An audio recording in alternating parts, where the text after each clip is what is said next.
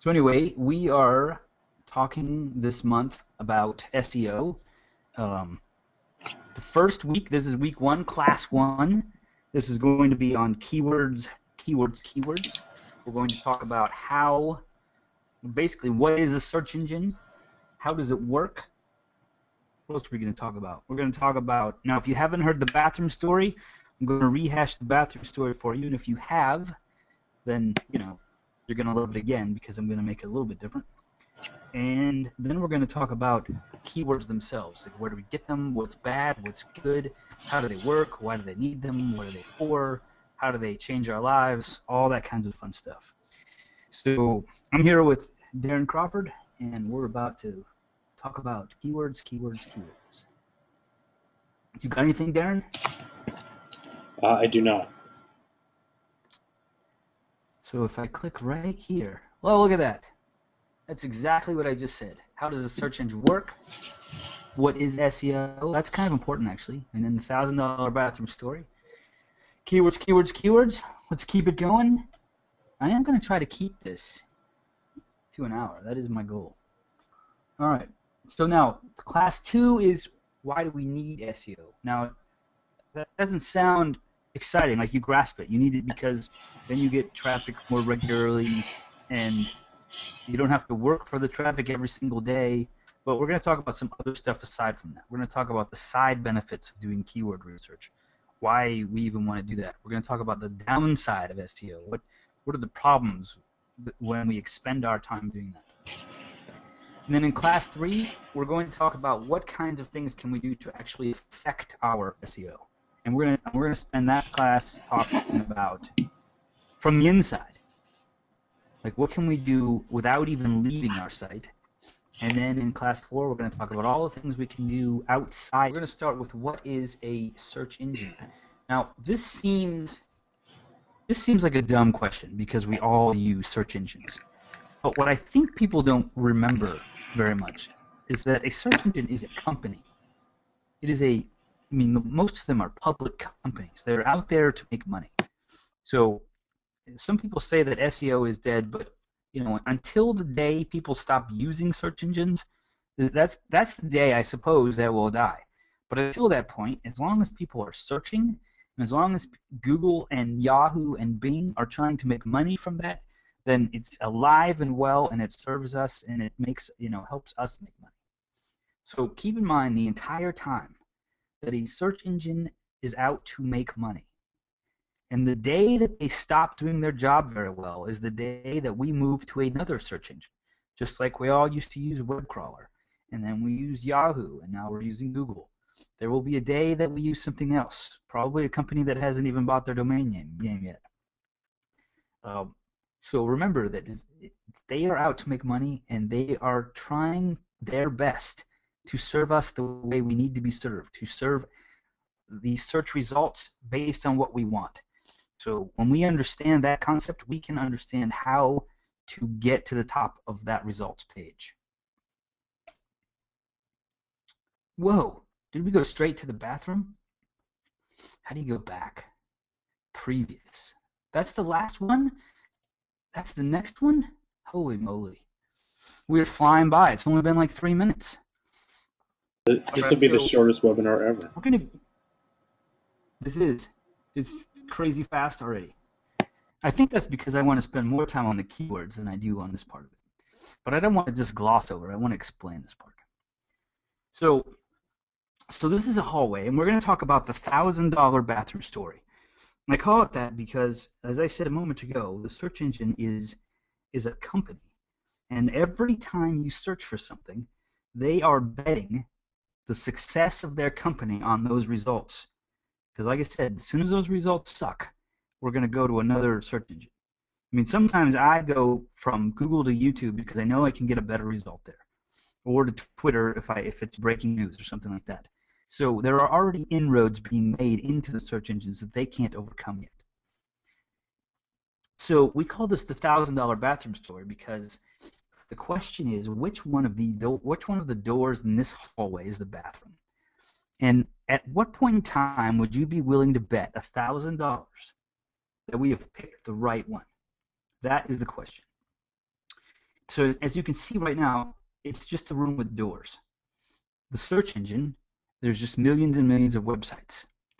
And until you do some of the things to affect your SEO, there's really nothing to tell one from another. It's just code. So what would help us figure out which one is the door, is the bathroom? Which one of these, I mean, what kind of thing would help us to know that we are making a good $1,000 bet? And when would you be super comfortable making that bet? So here's the first one. You see pictures on these doors, and I'm going to call those titles. They are the title of the door. Now, they happen to be a graphic, a very fuzzy graphic at that, but it is, I mean, it might as well just say men's room and women's room. The fact of the matter is these doors have a title. Now, I'm not 100% sure I would bet $1,000 that these are the bathrooms, but I would be pretty close at this point in any normal office building to bet that money. But, you know, you never know if one of these is an old janitor's closet or a new janitor's closet and they've moved the bathroom somewhere else. So the title alone is good. It gives us a lot of information. Now think about your website, your blog post, your page, whatever it is, your YouTube video. If you don't have a good title that describes what's in it, then how is the search engine supposed to know? How are they going to bet their future, their financial future, on that piece of information? So number one is title. What is this a picture of? Oh, there it is. On the door, above it, and then below it. So now you have a title on the door, and there's a little bit of information, the handicap sign. I couldn't find a better one. But what I was trying to go for here was that this additional information, the information that's on there that this is also for handicapped people, kind of gives you a little bit of a description of what's inside. There is a handicap stall inside. The description is also important, very important. If your site, if your page doesn't have a description, then it's kind of like one cut against you, because really they're betting their financial future, remember. So make sure that whatever it is has a description. Now, if there's not a formal description, like for instance, sometimes you'll have a category on your site and there's no category description enabled on your theme, then make sure that that top area or that top part or the meta description or something is filled out just to help the search engine see that this in fact is the bathroom. And we're giving them a little bit more information. I'm going quickly because this is a pretty astute audience, but you know, these are common concepts that you have to understand.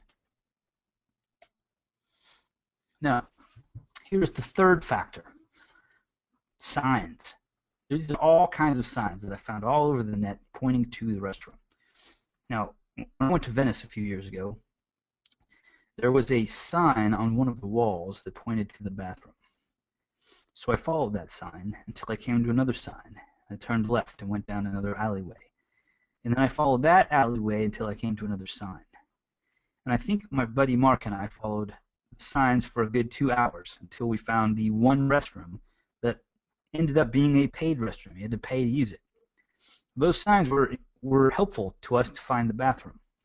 Now, if this door happened to have a title on it, if it happened to have a description, maybe even something as simple as this bathroom was, you know, cleaned by within some gender's signature on it, and if there was an arrow down the hallway pointing to this door, we would be much, much closer to betting $1,000 that this, in fact, is the bathroom. You can see there's all kinds of signs here, and just like on the web, there's all kinds of links coming into your site pointing at it.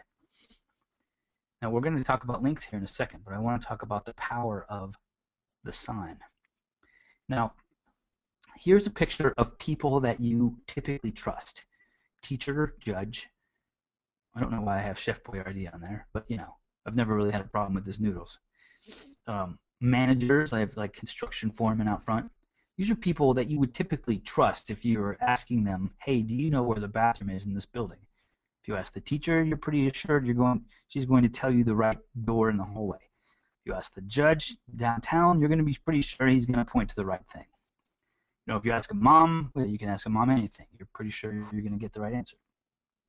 So part of what goes into the value of these signs or these links that are pointing to your site is the value of the link itself, the value of the sign, the value of where this information is coming. So if what would be an example? If the Boston Museum of Science decided to link to your astronomy site, that Boston Museum of Science has a lot of power. It's a public institution. It's got lots of links to it from schools from all over the place. It's got power and trust. That power and trust linking to your site gives your site even more power and more trust. So the more links that you can get to from quality trusted sources, the better. Because remember, the goal here is to prove to the search engines that we are the most relevant, because they have to bet. They have to make that same $1,000 bet when they return those search results, that ours is the most relevant search result, and it's going to solve the person's search query. Now on the internet, those arrows, those links, those signs, they look like this. They look like anchor text. They're words that you click. They're pictures that you click. A word, just like here where it says click here in blue, the words click and here are the anchor text for that link. They anchor that link in place on the page. So when the link says click here, Google's smarter than this particular example, but basically you're telling Google that the page that you're going to is called click here. Or if you have a link that says go to this science website, and the word science website is the link, then Google sees from your site that you're pointing to it. Another human, another reliable source is saying, yes, indeed, what I'm linking to is a science website. So this anchor text is important. These signs are valuable. Now, when you have lots of signs from all over the place, then you increase, even more. I mean, even more and more relevancy for the search engines. You're really telling them that my site is the most relevant for this particular word, or this particular concept, or this particular cluster of words. So not only are we talking about the title and the description on the page, and not only are we talking about the inbound links just from your own site, but from all the other sites, even Twitter and Facebook, all these other human experiments, like Pinterest. Anytime someone pins it, that's a human voting for that picture that says, yes, I think this is a relevant picture to me, I am going to repin it. And that's one more link back to your site. That's one more human saying, yes, this is where I want to go, and this picture of a bathroom is taking me to this bathroom website, and I like it. And Google looks at those factors and says, oh, look at all this human activity. Now there's one last thing that we need before we're actually going to take this $1,000 bet that we've picked the right door. And that is, we want to open the door. And when we open the door, we're going to see what's inside the room. Now, at this point in time, you are pretty assured that you can risk your $1,000.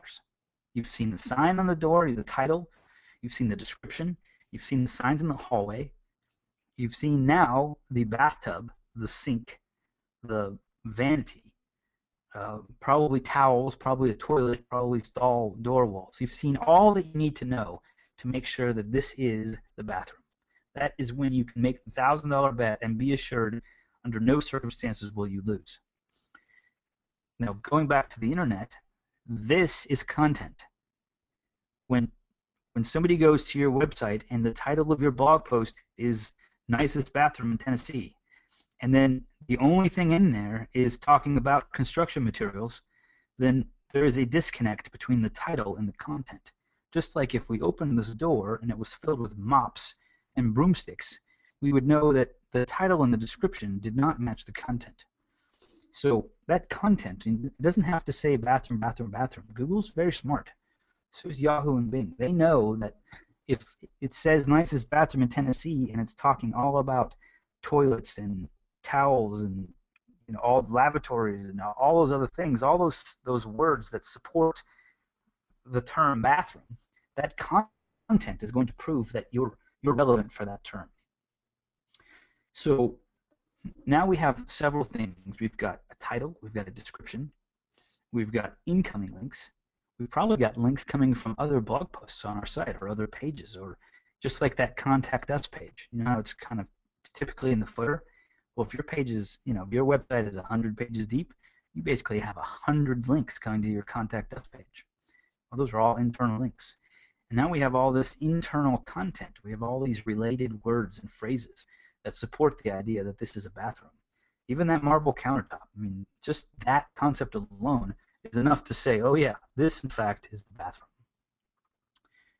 So that's like the basics. Now for the next 3 classes, we're going to reference the bathroom, the $1,000 bathroom project. We're going to reference the links. We're going to reference like I'm going to call them arrows, and we're going to reference the judge and the teacher, and we're going to talk about the content and the supporting keywords. We're going to talk about the titles and the descriptions, in different detail, in a different context. So my goal today was to give you this basic overview so that we can kind of go look at keywords themselves. Now you understand this concept. I want you to take this framework, which hopefully is very easy to understand, and we're going to go to another section. So let's go over to, we don't need that page. We don't need that page. We need this page right here. This is the page that we need. Darren, did we have any questions at all so far? I haven't been paying attention. Nope, no questions. You do have a question. Go ahead I have and to type look it into the question box. What's that? No questions. Crazy. All those people with no questions? All right. So I'm good with that. I understand what you're saying. So what I did here is I actually searched for the term. I don't know why that says bathroom. I searched for the term green bean casserole. Now we're talking about keywords here. So this is the keyword that I chose, green bean casserole. And I'm going to use this particular example to help explain the bathroom story and the value of keywords and the value, basically of the whole concept of SEO. So here are 4 results, 5 results, 6 results. It doesn't matter. We can pick any one of these because the fact of the matter is there are a lot of searches for this particular term every day. So these websites, they're number 1. They're in the top, and they fight. Sometimes Food Network is above Campbell's Kitchen. Sometimes French's is above Food Network. They're all fighting for number 1 position. So let's figure out how are they number 1? How could that be? How could this be the absolute number 1 result for green bean casserole? Now, let me ask you this. Now that you see the page, is there any doubt in your mind that the search engines made a mistake, that they are in fact in the wrong place, that they made a wrong bet on this particular site? Oh, I see a question. Let me see if I have to answer it. Are we allowed to talk? Yes, Sammy, you can talk all the time. But nobody can hear you because you're muted.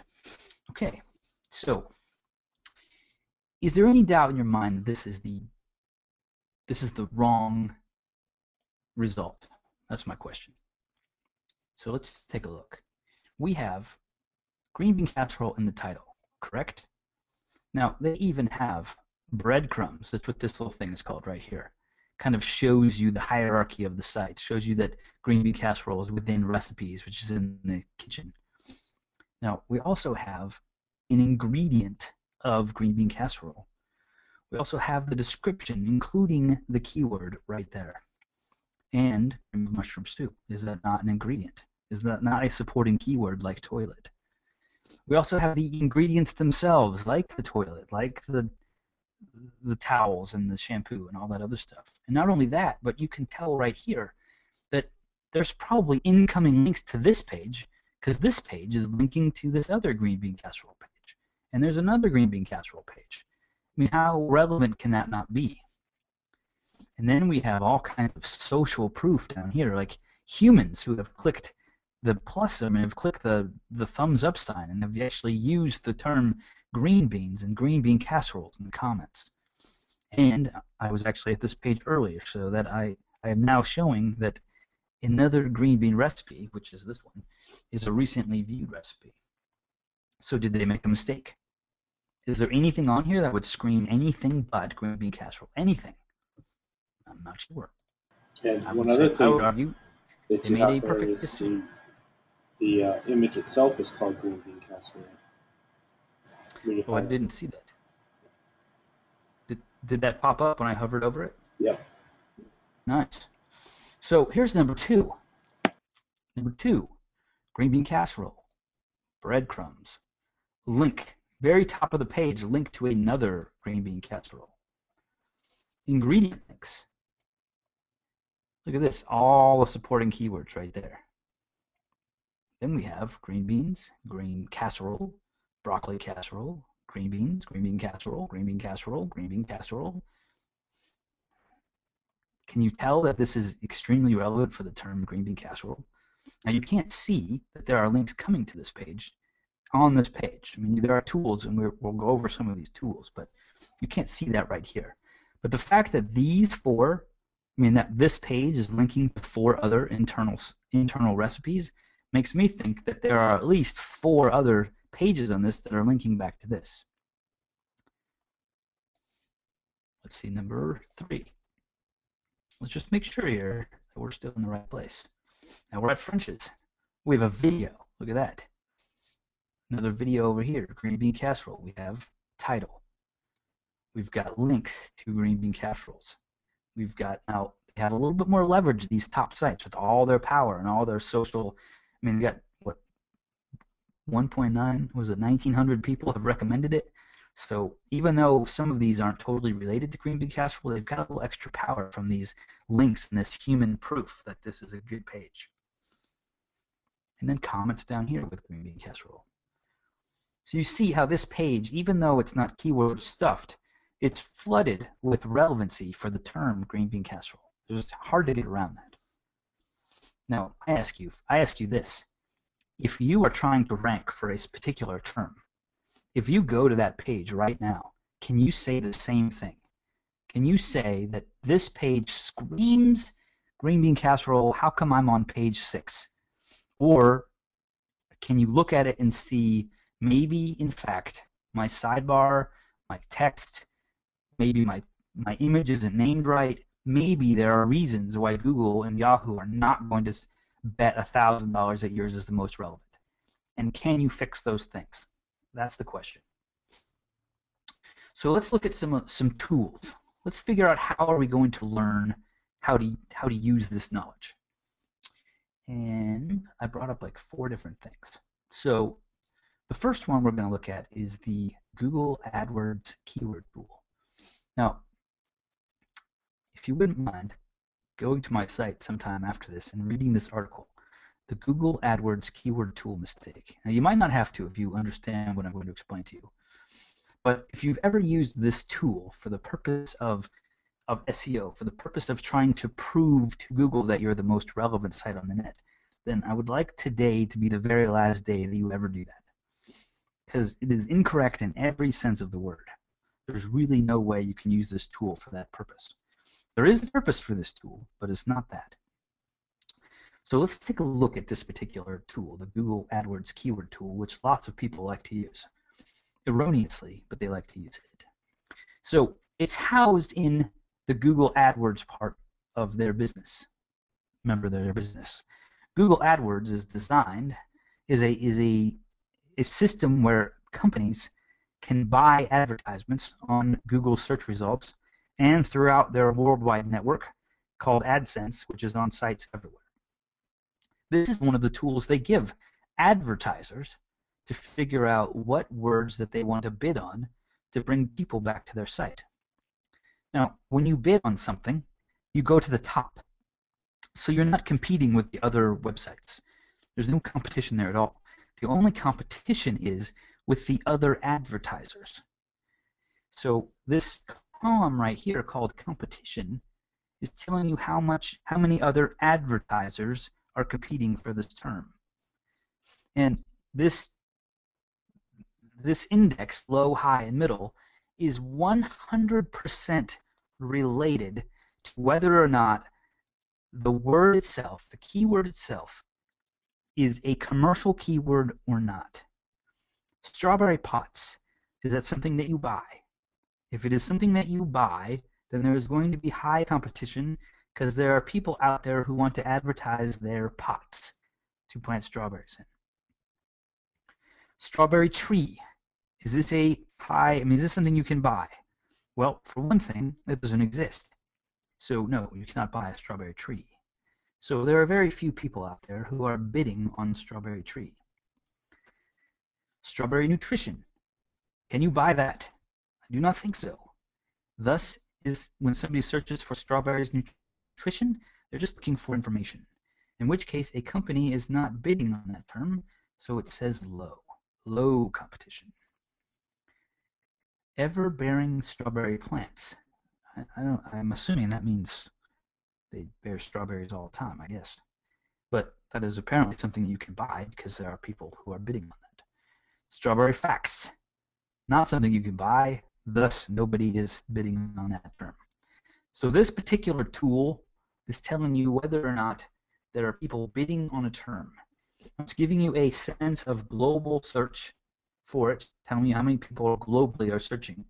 And not only is it giving you the global search, but this is not an exact match. So they're telling you that 22,000 people a month across the globe are using the term strawberry planting in their search. Now it could be May to June strawberry planting might be what they searched for, but the word strawberry planting was in there, and thus there's 22,000 people who searched for that. So this one, strawberries plants. Some people just aren't very good at spelling. Where is strawberry plants at? I thought I saw that a few minutes ago. Do you see it? Can you point it out? Up? Did I hear somebody say up? Why can't I see it? I just saw it. Oh well. Strawberries plants. So this is medium. Now you can buy strawberry plants, correct? So shouldn't it be high? Yes, it should be high. But half of the people who are bidding on this are not bidding on strawberries plants because it's not logical that somebody would search for that. So they're probably bidding on strawberry plants. So there's not as many people bidding on that as the people who would be bidding on strawberry plants themselves. So that's the value of this tool. If you are an advertiser, oh, there it is right there, strawberry plants. So if you're an advertiser, this is useful because you'll know whether or not you're going to pay more money for that, more money per click to bid on that than somebody else. And it will tell you whether or not that's a product that people are, in their mindset, they're actually intending to buy something. I see another question, Darren. Maybe. Yep. Organic strawberry plants are high. They are. Is there any dithering in the search numbers? We don't use Dithering. that language around here. Can you Google dithering for me? Yeah. There's dithering, probably indecisiveness. That was looking at. Are they accurate? Yeah. Oh, yes, they're accurate. I saw one dither a bit the other day. That's fantastic. That word brings I like it when 12-year-old. I like it when the audience is smarter than me. I don't know that word, dithering. But yes, these are accurate. So the reason that they're accurate is because Google is really, really, really trying hard to help people advertise. And they're trying to help you advertise as cheaply as human possible because everyone knows that bidding is difficult and you can lose your butt if you don't do it right. And most companies will bid $25 3 days in a row. They won't get one hit and they'll just stop. So Google and Bing and Yahoo, they're all trying very hard to give you all the tools necessary to make it easy so that you can spend 8 cents and make $25 and then bid for the rest of your life, not stop on day 3. All right, so let's look at a better tool than this for what you need. Now, I use Brainstorm tools, as many of you know, but there's Word Tracker, which this is part of. There's Market Samurai. There's Traffic. I don't know, something Travis. I forget what that is. But anyway, a different kind of keyword tool than one for the advertisers. And these kind of keyword tools, Traffic Travis, that's it. These kind of keyword tools give you information that you can use to solve your bathroom problem, to prove that you're relevant. And not only that, they help you understand that you don't want to go after every particular term. So I put in the word strawberry again, and it came up with a particular list. And there's all kinds of strawberries in here. And I think I went to page 3 here because strawberry plants is on this page. Strawberry plants. So this is exact match. So there are 8,693 people searching for the term strawberry plants alone, not May to June strawberry plants, just plain old strawberry plants. Each month, 8,693. If we go over here, they're saying that there's 49,500, and that's because it's not exact match. That means that strawberry plants is used somehow in a phrase, or by itself, or with another word. And they're saying it's medium competition. So we go over here and we see that really that particular term only has 8,000 searches a month. But we also find out that there are 1,100 other websites that are optimized and competing for that particular term. 1,121. Now, that means that you have to beat 1,111 in order to get on page 1 of Google's results. So that means that you have to be more relevant than 1,111 other sites. That's a better description, a better title, a better set, a better content piece, something that tells the search engines that this is more about strawberry plants than the other 1,100 sites. More or better quality links coming in, more or better quality link coming from other sites. So 1,100. Now, if you want to take that on, more power to you. I would prefer to go after this particular term right here, strawberry plants for sale. Now, while there's only 860 searches per month, I really only have to beat one other site for that particular term. Now, there's probably a few that are actually optimized for it, but basically one that's really optimized for it. One.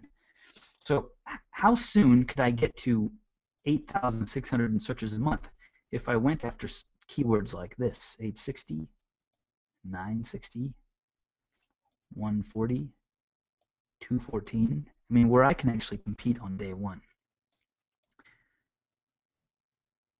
So the question is, how do sites like WordTracker and Market Samurai and Brainstorm Tools actually get and aggregate the SEO information?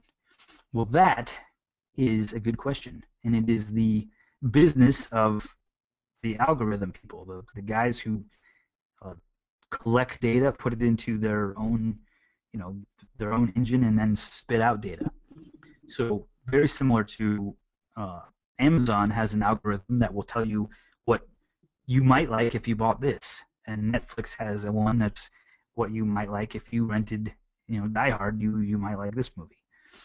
It's the same kind of thing. It's just a guy who programs stuff. They figure out different sources they can take information, and they put it into their own little algorithm and set of calculations to spit out what's right. Now, the search engines and other places actually have ways to access that information, and they all use those. I don't know if that's considered an API or not, but can I just go to the #1 Google result and then reverse engineer their page and then pursue inbound links? You could do that. That was a question from David. Can't I just go to the #1 Google result and then reverse engineer their page and then pursue inbound links? So that is possible. It is entirely possible. But how many of those would you have to do? How many searches in Google would you have to do to come up with this particular kind of list? And then know that you should probably start here because this is a better use of your time than trying to reverse engineer this and working on that. Because while you are working to beat these sites, they're all also working on stuff. They're also getting more links. People on Twitter are linking to them. I mean, things are going on. So here, that same thing is happening, but at a much slower rate, because you're really only dealing with a few sites. So you could go search. Now, this list exists because an algorithm came up with it. If you decided not to use a keyword tool, you would have to brainstorm or do something to come up with a list of your own, and then go search out each one of the #1 results for that and reverse engineer until you came up with this result. Strawberry plants for sale makes a lot more sense than strawberry plants. So that would just be an inefficient use of time, I believe, but you could definitely do it. Yeah, I think that also is a fallacy to think that it's all about links, because that's only one piece of the puzzle, right? So you just go and say, well, they've got 1,000 links. If I get 1,001, I'll just be more relevant. That's not really true. I mean, Panda updates and all those kinds of things. I don't know if you cover that stuff. Yeah, we have tools like SEO Quake and even Market Samurai has tools built in where it will tell you how many incoming links another site will have. But if they have 10 links from the Smithsonian, and you have 11 links from Twitter and other generic places that don't have that same kind of power, you're still not going to overcome 10 links from the Smithsonian. So you'd have to do some serious reverse engineering. Yeah, and to also think about tools that go and basically spam and create backlinks, but they're all using the same anchor text. So they're all strawberry plants for sale is the anchor text linking back to your site. At a point, Google's going to discount that because nobody is really going to have 1,000 links all the exact same anchor text. Some of them would say click here. Some of them would say buy strawberry plants here. Whatever. But you keep that in mind. I think it's just people think it's all about links, and I think more and more it's less about links. It's more about quality and relevance. So there's two more questions, but we design sites where the internal structure overcomes a lot of other sites' external power. So we build keyword silos where each silo is basically a pyramid where the supporting keywords at the bottom support the keywords above them, and those keywords support the keywords above that. So that when Google looks at any particular post, they can see that supporting keywords are linking to it, and it is linking to things it supports. So soap is linking to, or soap dish is linking to soap, and soap is linking to bathroom. And they can see throughout the site that there's the real power structure. And we have been able to, time and time again, overcome, in terms of Google search results, overcome sites with a lot of incoming links just by making the internal structure prove relevance by itself. Now, we always have some external links coming in, but we can have far fewer than other sites where the internal structure isn't correct. It isn't helping the search engines make that $1,000 bet. So then another question there was the anchor text and the page rank values. So the anchor text is always important because it is another human factor. If I use the word science museum and I link to the Boston Museum of Science, that's one more piece of evidence that the Boston Museum of Science is a science museum. It's just another piece of human proof. So you always want anchor text. Now you don't want to force anchor text. You don't want to have Science Museum, 600 times all pointing to the same page. It's got to be, natural. It wouldn't normally have happened that way anyway. Somebody would have said best science museum. That would have been their anchor text. Or somebody else would have used Boston Science Museum. Somebody else would have used click here to go to the museum. So, the goal here is just to be human. Just, prove relevance by showing human activity.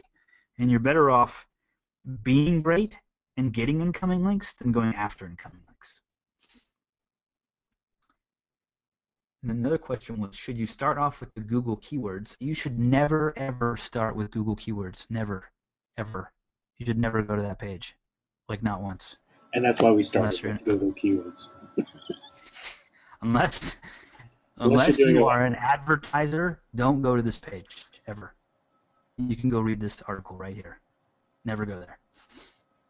And what's the difference between anchor text and a keyword link? No, nothing really. And do you want to point people off your site? So what's the difference between anchor text and a keyword link? So a keyword is pretty much anything anyone has ever searched for. It's basically what people use to search. So flights to Cancun is a keyword, and so is airline flights to Cancun. They're all just different keywords. So anchor text really just describes the keyword that anchors the link, that keeps that link in place. It's what you click on. So maybe go like to the French's tab there, and then see if they have an example of it, the green beans. Oh. And do they have anchor text on this page? Okay, well, There. yeah. So that their anchor text is logintofrenches.com. So that text, right? That whole thing is underlined and becomes a hyperlink, going to another page. So that's really what weird. you They say that twice. Well, one's in French and the other's in English. Yes, logintofrenches.com. And then go back up, right? Go back up to set. There was, I thought I saw another one, but I don't think so. Well, read review. Well, no, that's a picture. Yeah. There. Watch our new ad to see why. That's text that's anchoring a link. Now, pictures are links too, and whatever you call the picture, crunchy mac and cheese, that becomes the anchor text for that picture. So just by having this called quick and crunchy mac and cheese, we're telling search engines that if we click here, we're going to go to a page about crunchy mac and cheese. Yeah. So Sammy, I hope that makes sense to help kind of clarify what anchor text and what a keyword is. So they may put a link to mushroom soup, cream of mushroom soup there, or they may just say click here and then underline click here, hyperlink that for cream of mushroom soup. That's just more natural. People are not going to always underline or anchor text the word every single time. So yes, anchor text. So here's two questions. Does anchor text have to be a link? So anchor text is the definition of anchor text is the words that anchor a link. So you can have words all over your page, and they're just considered words. But once you make those words a link, then those words become the anchor text of that link. So yes, anchor text has to be a link. It's just part of the definition. It's like, does a blue squirrel have to be blue? Well, yes, otherwise it would be a squirrel. But a flying squirrel does not have to fly. Yeah. I want to go back to something else Sammy asked, though, right? The second part of our question was, and do you want to point people off of your site? Oh, I missed that. And there's two parts to that, right? If you want to look at the social media side of it, and this is my opinion, you probably would point them off to other resources. And I don't know that there's an example on this page, but if there's a blog, you may want to point them over to an Amazon book that may be anchor text about that green bean casserole recipes at Amazon. And because, again, the reality is Google is really good at looking at pages and telling if they're relevant and if they're kind of legitimate. And if everything only points internally and never points to the outside world, or there's never, the comments are all, too sterile, it's going to look funny. And besides, people just don't respond to that. So I'm of the opinion that it's okay to do that, especially if you're strategic about it. But I don't know what your thoughts are. I mean, you do want to keep the people there as long as possible, but let's be real. Having a link to Amazon or to some other page or to the, Boston Museum of Science is not going to keep them any longer or not. You want to make it, human readable and relevant information. So David asked a similar question. Sammy asked that question, and should you point people off your site? And David asked the question, why would they optimize on this page for the words, watch our new ad and see why? So the reason that they would optimize for that term, watch our new ad to see why, is because they're not attempting to optimize for the search engines at that point. They're attempting to optimize the page to increase the page views. They're trying to get you to see that ad. That ad probably is going to contribute to you buying French fried onions. So they're playing both games. They're playing the human game and the search engine game. Yeah. they have, I mean, they could have made watch our new ad to see why. They could have made that a button like learn more, but in this particular case, they tested that. So they're not trying to increase their search engine rankings for that particular term. That's a human thing.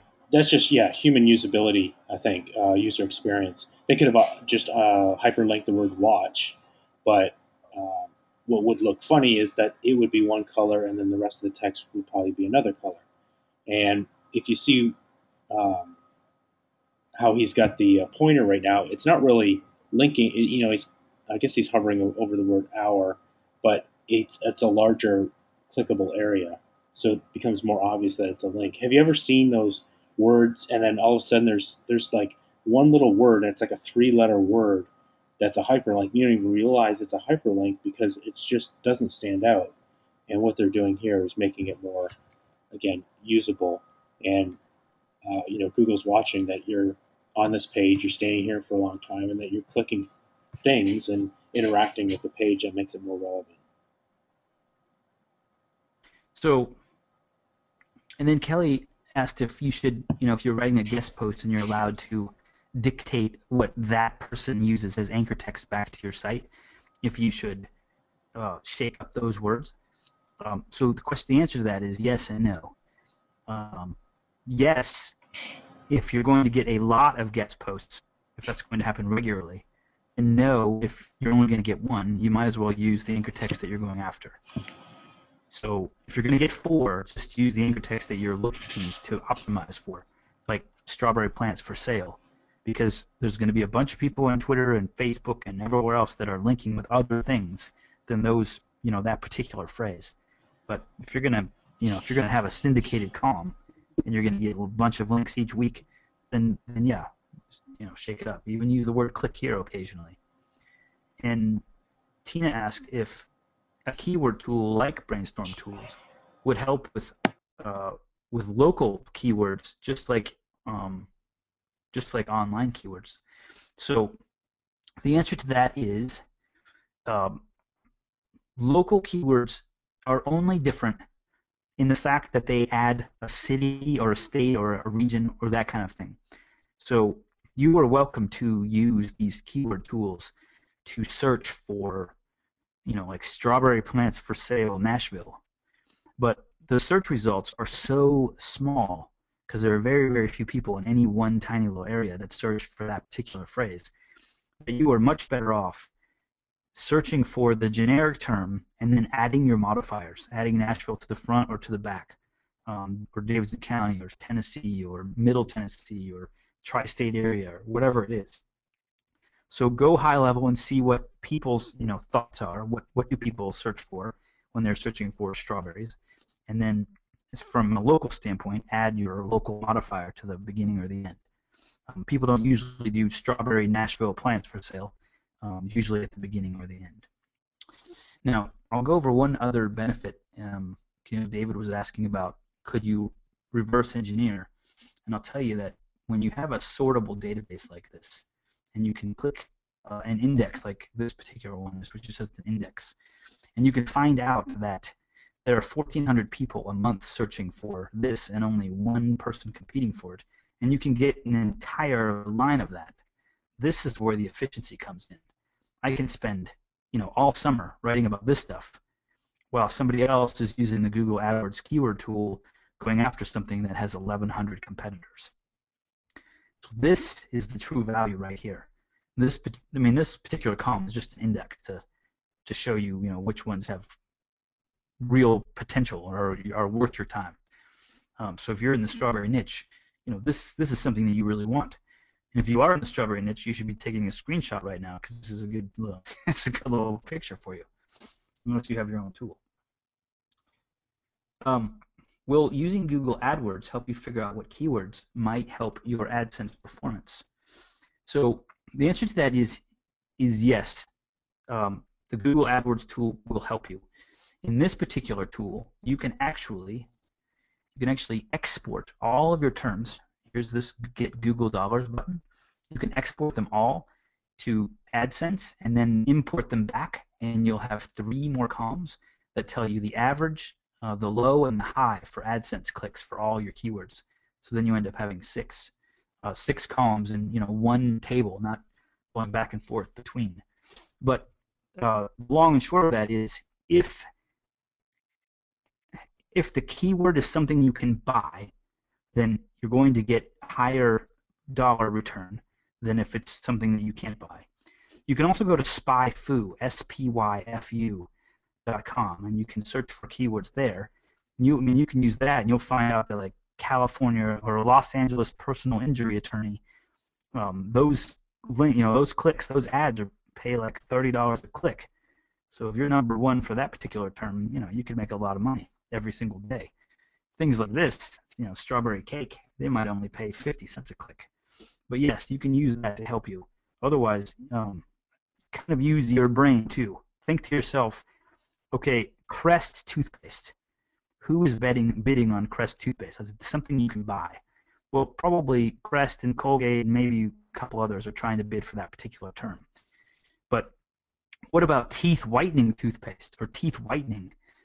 That is not only a toothpaste, but a procedure. I mean, it's like 5 different things. It's a kit you can buy. It's a book you can buy. It's all about peroxides. It's things you can put on your teeth. So teeth whitening happens to pay like $3.30 a click, and Crest toothpaste pays something like $1.17 a click. So you can see when the keyword is not only commercial, but it has many uses, then the number of people bidding for it goes way up, which means the ads themselves cost even more money. What else do we have for keywords? Do we have any other questions before I went on? Not so far. Oh, look at that. It's 7:53. Do you have anything to add to that, Darren? No, I did see an interesting keyword in your list. It was out of order now, but it was alcoholic hepatitis strawberries. I have no idea what that is, but I've written it down. What was it? What was it? It's alcoholic hepatitis strawberries. Alcoholic hepatitis strawberries. No idea what that is. Sounds something I've got to Google. So. And it was frequently searched? Yeah. Enough to make your front page list there. That is interesting. So I hope that was helpful from an intro standpoint on keywords, what they are, how to find them, how they're used on site, how to help prove to the search engines you're relevant, why it's important that you prove it. I mean, the idea that it's a $1,000 bet, that you're betting $1,000 you can guess which bathroom door it is, they are making the exact same bet every time you search. They are betting their financial future. They're bringing you the right result. So all you have to do, just like the green bean casserole, is you have to prove that you are number one. And we kind of went through those things. Do you want to talk about FreeWeeklyMastermind real quick, Darren? Yeah, so something that Dan and I have been getting a lot of over the last several weeks, towards the end of the year and into the last few days here, is emails and questions about masterminds and coaching and things like that. And one thing that we've done, we created the group, the Free Weekly Mastermind Facebook group. I think back in it's probably early 2010, right? It was right after NAMS. And we had the concept for a while, but we hadn't launched it. And it's we're coming up on nearly 500 members in there. But what a lot of people have been asking for is a higher end, more intimate location where they can go in and get a little more creative, get a little deeper dive on specific topics like content creation and traffic and SEO and business strategies, list building, all that kind of stuff. And it's hard to go and have that conversation inside of Free Weekly Mastermind. We see a lot of people that actually don't participate simply because of that. And so what we're doing, if you go to freeweeklymastermind.com/go, is we're launching or kind of relaunching what is going to be a forum. It's not there yet. It's going to take a couple days. I actually just picked up the new forum software to put it together. But it's going to be a closed forum. It's going to be essentially once we close the doors, it'll be by invitation only.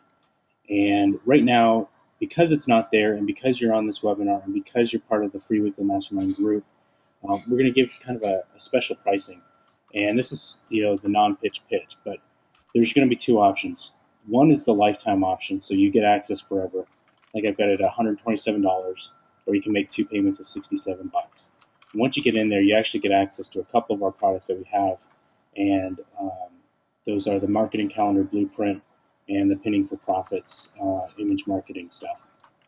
Those are that's a $57 what we sell the two of those for. So you get that, and then you never have another payment for the private forum. The other option right now is if you want to get started on more of a budget level, it's $10 a month. And either one of those options, the $10 a month is actually, as long as you keep that subscription going, you don't have any increase. So what we're going to do is we're actually going to close the doors, as it were, officially at the end of January. So February 1, it'll reopen. It'll be a quarter. There'll only be really one option. The lifetime deal will go away, and the methodology will be a quarterly payment of $97. It's not really a high-end price. We wanted to make it affordable for everybody. So $33 a month or something like that is essentially what it works out to on a quarterly basis. And from there, you'll have access to both Dan and I, guest speakers that we have, products that we put together will probably be only released in there around content creation and YouTube marketing and whatever else we come up with and what the membership wants. So go check it out. Like I said, there's nothing there just yet. There will be a forum put together in the next probably 48 hours. After this, I'll actually start working on it. And, we hope you join us. We want to teach you a whole lot, share with you the things that we're using in the trenches every single day, what's working, what's not working. And it's not going to be shared publicly in the Facebook group at all. It's going to be for the premier private group, the insider club, whatever you want to call it. It's only going to be available there. So, Dan, you want anything else to add to that? No, I'm just glad that we're doing new stuff and adding things to the repertoire. I've got a whole bunch of stuff that I've been taking notes on that I want to put in there and share with everybody. I'm really excited. I think I'm going to stop doing the group masterminds this year. At least the small one we did like 5 and 6. Then we had several groups that were 5 and 6 people. We're probably going to do more one-on-one stuff.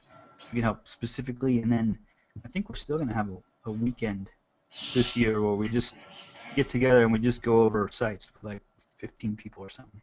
Yeah. Otherwise, I think Free Weekly Mastermind is still great, and the Facebook group's really fun. I love doing this kind of stuff. I don't know if you noticed, if anyone's in the questions, I've been trying to answer your questions specifically if they didn't get answered live. I've been typing in there. So, do you have any other questions? Was it helpful?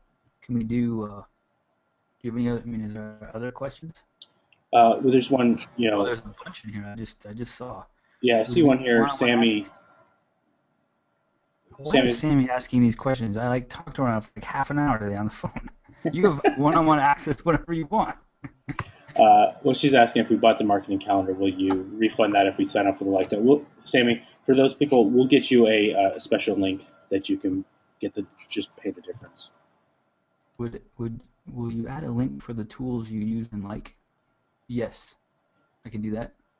We're doing that, Natasha. It's going to be a forum, so people sharing, their best practices, our best practices. It's going to be, a look behind the curtain of the different businesses that Dan and I run together, the SEO strategies that he's doing, the traffic, the content creation, how we're using YouTube, how we're outsourcing to the Philippines now, how we out-task, how we create content, affiliate marketing, podcasting, pay-per-click, JVs, WordPress. I mean, all that kind of stuff we're going to be putting it in there. That's where all of our good stuff is going to go, and members will get that for free.